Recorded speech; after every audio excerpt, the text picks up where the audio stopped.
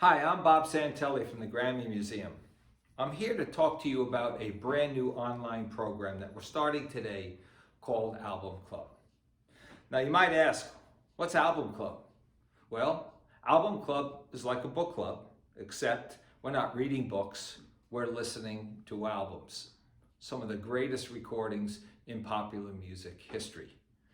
Now, why are we doing this? Well, in these trying times, with all of us hunkered down and social distancing, we thought it might be a good idea to revisit some of these great works and allow you to listen to them with some brand new context, to more or less get into a particular recording that maybe you haven't listened to or had a relationship with for a number of years.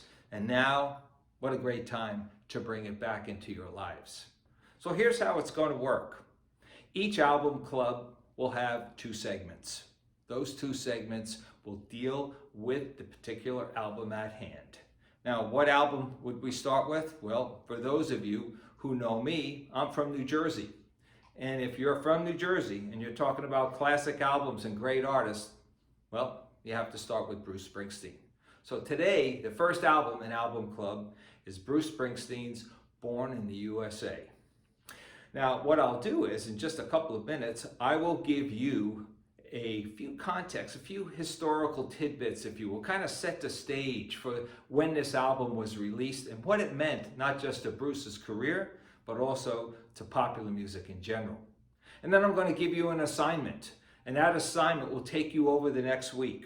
You're going to listen, and listen a couple of times actually, to Born in the USA.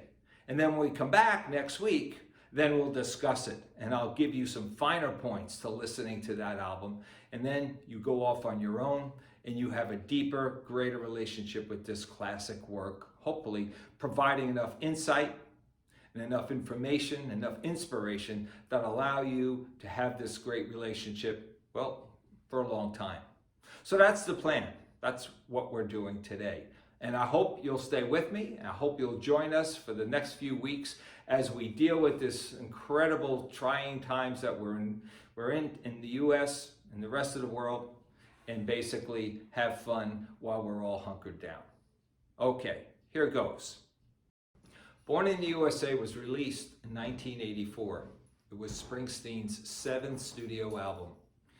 And what an album it was.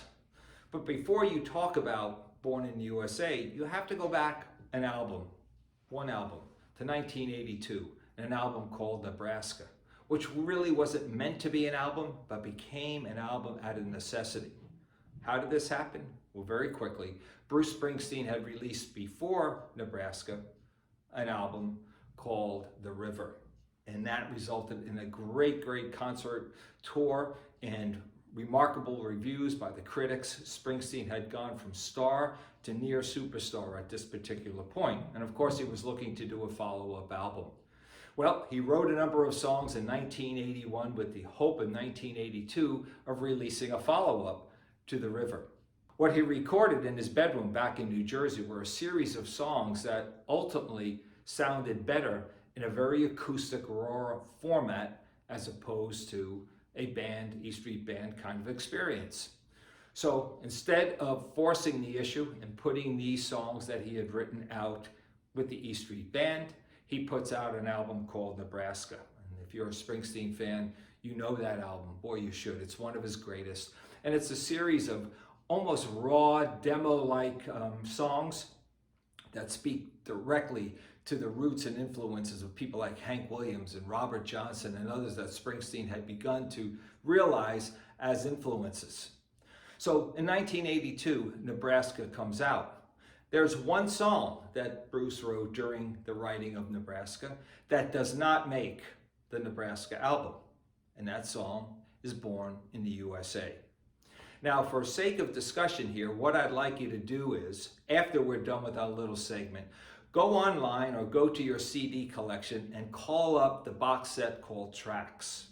On Tracks is the original acoustic version of the title track, Born in the USA.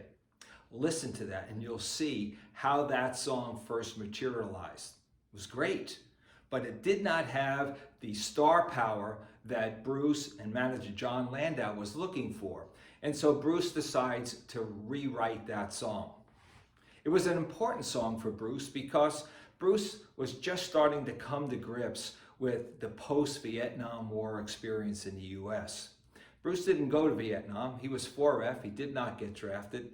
But when one of his early bandmates, and what is actually his first band, the Castiles, a drummer by the name of Bart Haynes, he was drafted. And unfortunately, he was killed in Vietnam.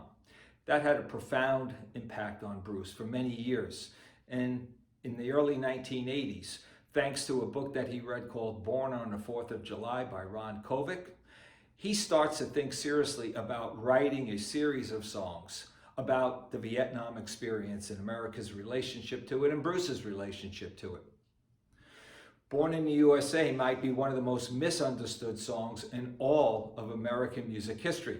So many people, especially foreigners, took it as a very pro-American song, a patriotic song along the lines of This Land Is Your Land, the great Woody Guthrie song, which was also misrepresented. What Bruce really wanted to do with that song was to capture the frustration and the apathy that America felt toward Vietnam veterans, the frustration that Vietnam veterans felt after coming back from the war in the mid-1970s. So we're not going to talk precisely about that song right now. We will next time.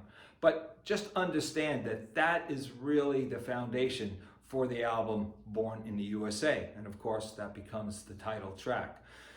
What will then occur after that, of course, is a series of songs that are woven together, loosely woven together, I think, that describe a lot of personal feelings that Springsteen was having as he makes this transition from star to superstar.